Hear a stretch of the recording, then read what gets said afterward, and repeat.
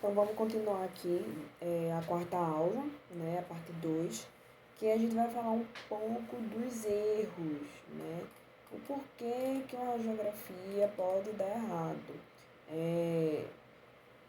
Levando em conta, né, os que eu já falei, comentei para vocês, quanto ao processamento radiográfico, quanto à posição do paciente, né, a posição do feixe também. E tem outras coisas também que, juntando com essas, pode levar que você venha ter um raio-x não muito legal e precise repetir, né? Então, quais são esses erros que pode ter na, na técnica, né? No caso, de a radiografia não sair boa, tá? Tá aqui no slide 40, tá? Da aula 4, vocês acompanhem aí, tá? Os erros cometidos durante qualquer fase do processo para a obtenção da imagem radiográfica acarreterá em prejuízos para o profissional. Inicialmente, devido ao tempo despedido para a identificação do erro e sua correção, depois pelo gasto das repetições desnecessárias e exposições adicionais para o paciente.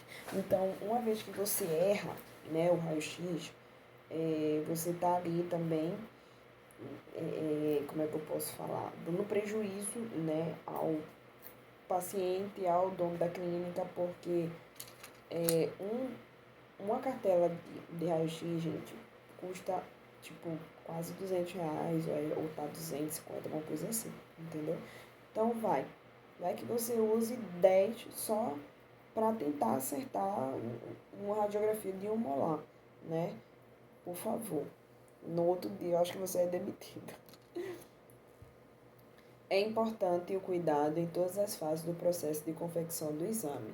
Muitos dos erros são cometidos pelo não cumprimento das etapas durante a aplicação da técnica radiográfica, pela presa ou desatenção ao executar o exame radiográfico. Então, essas são as principais causas, né? Como eu já comentei, devido a erro da técnica, né? No caso, se for a abscitez do posicionamento do cone, se for o paralelismo do posicionamento do cone também, o posicionamento da cabeça do paciente, tá? E na hora do processamento, né? Que é a fase dos líquidos para poder revelar o raio-x, tá? Então, o erro ao processamento radiográfico, né, é nessa fase que temos uma grande concentração de erros e que, com os cuidados simples, poderemos minimizar alguns problemas na aquisição do nosso exame, tá? Devemos seguir as recomendações do fabricante de soluções processadoras, que são revelador e fixador, tá? Quanto à concentração da solução, temperatura e tempo de revelação. Então, na maioria das vezes, gente, tem que respeitar principalmente a temperatura, né, da onde fica, né, o fixador, o revelador, porque isso altera demais o raio-x, tá? Então, sempre lê lá o rótulo para saber a temperatura que pode ficar, a concentração que você pode usar, ou seja, você pode misturar com água ou não, tá? O quanto que você precisa para poder revelar um raio-x, dois raio-x, tá bom? Devemos afixar nas paredes próximas à câmara escura uma tabela de tempo e temperatura de revelação, tá? Então, tem aqui algumas temperaturas, alguns tempos, tá? Que geralmente é usado, né? Devemos medir a temperatura do revelador antes da revelação. Cabe lembrar que, quanto mais alta for a temperatura do seu revelador, menor será o tempo de processamento. E as temperaturas acima de 30 graus Celsius pode ocasionar imagens com erro. Então, aqui, gente, essa tabela, tipo assim, se você deixa o seu líquido revelador na geladeira e aí você pega ele para usar, ele tá, vamos falar, 16 graus Celsius, né?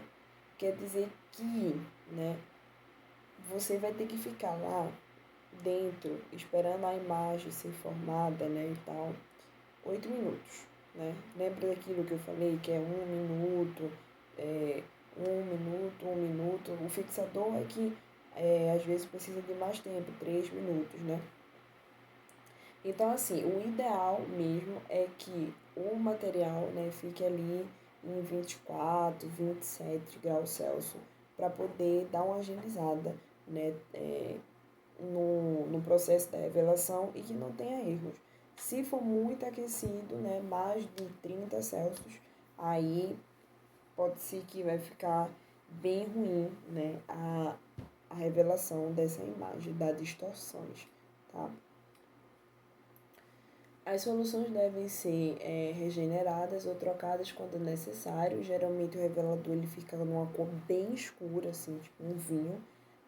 Já é sinal que deve ser trocado, que aí não vai conseguir mais revelar nada, tá?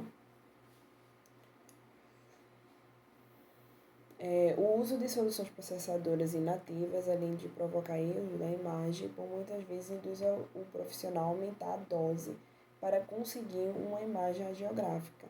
Ou seja, quando o revelador ele já está muito passado, né, que obtém essa cor escura que eu falei, às vezes dá para você conseguir, né, ver alguma coisa na imagem, porém você vai ter que aumentar o tempo de exposição radiográfico quando você for fazer a tomada radiográfica. E isso não é bacana, né? É uma tentativa, na verdade, porque às vezes não fica legal mesmo, de nenhuma forma, tá?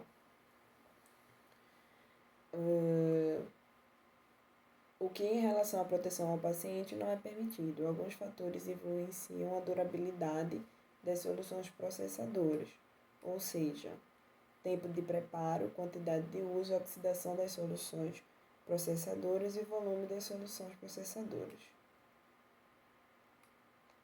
Porém, o fator determinante que indica o aumento da troca das soluções processadoras, no caso revelador e fixador, é a densidade da imagem radiográfica obtida. Quando a imagem obtida estiver mais clara do que o normal, este é o momento exato de se trocar as soluções processadoras. Tá? Então fica aí a dica de quando você fizer exame, a tomada radiográfica e essa imagem sair super clara, assim, que não dá para ver nada, e você respeitou os tempos corretos, significa que aquele revelador não está mais revelando nada, né? Tem que ser trocado, tá bom? Então aqui os erros, né, no armazenamento. Filme vencido, né? Devemos ter cuidado na armazenação dos filmes radiográficos, como manter lugar fresco, longe de radiações ionizantes, tudo que eu já comentei com você em outras aulas, tá? Esses cuidados em especiais, além de manter os filmes radiográficos em boas condições de uso, normalmente aumenta a vida útil, né, do raio-x. Recomenda-se a atenção do profissional ao adquirir uma caixa de filmes radiográficos e observar atentamente a data de validade do mesmo, para não comprar um filme com a data de validade próximo, né, a se vencer ali. Característica radiográfica. A imagem radiográfica de múltiplas bolinhas radiopacas, né, apresentando um desprendimento da gelatina, denominada de flocos de algodão. Então, essa imagem aí, aparecendo, né, bolinhas de algodão, quer dizer que é um filme que já foi vencido, né? Ele nem empatou. Ele venceu mesmo. E aí a gelatina, né? Lembra lá da emoção e tal, então já não começa a ficar tão legal. E aí acaba dando esses probleminhas no raio-x. Filme submetido a temperaturas muito altas, né? Este erro, ao contrário do filme vencido, provoca uma imagem radiográfica de manchas escuras pelo filme, devido às altas temperaturas que o mesmo é submetido durante o transporte da fábrica até a distribuição da estocagem. Então fica aparecendo umas imagens meio preta, né, dificultando ali a interpretação da imagem que você quer ver, né?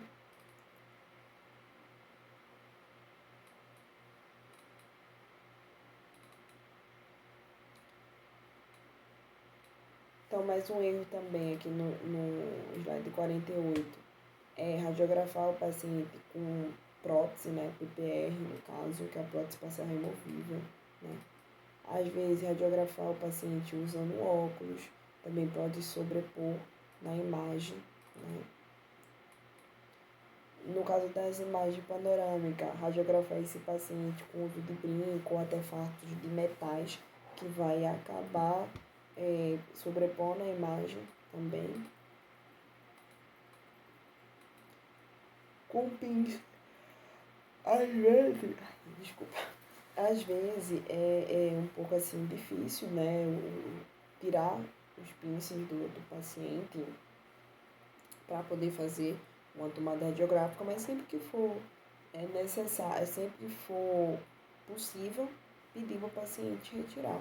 Caso não, a gente tira, mas sempre no laudo tem que vir, né, tipo, escrito, exemplificando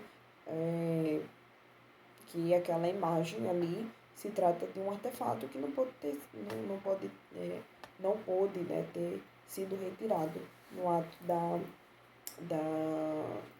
tomada geográfica, para poder o profissional, quando receber a imagem, não levar um susto ou algo assim, né? Se que o paciente tem alguma coisa.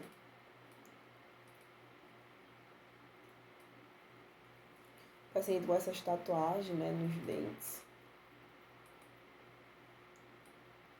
Colocação do filme, né, do filme para baixo, né, ali cortando a raiz a coroa dos dentes, né, para a apical tem que aparecer o dente como um todo, né. Olha lá, cortando também a região dos ápices dos dentes, tá? Então, esses são alguns erros, gente, mais clássicos, né, durante a tomada radiográfica, né? A posição do paciente, né? Então, volta lá às aulas para vocês poderem fixar direitinho como o paciente tem que estar, para poder fazer a técnica de bissetriz, a técnica do paralelismo, o tempo de revelação, né? E principalmente a posição também do cone, tá? Levando em consideração as outras aulas também que eu já falei para vocês. E aí concluímos nossa quarta aula, tá? E aí a quinta e a sexta aula a gente vai falar sobre a interpretação radiográfica mesmo. O que a gente consegue ver, né, de estruturas que são normais e anormais numa radiografia, tá ok? Beijo, até a próxima aula.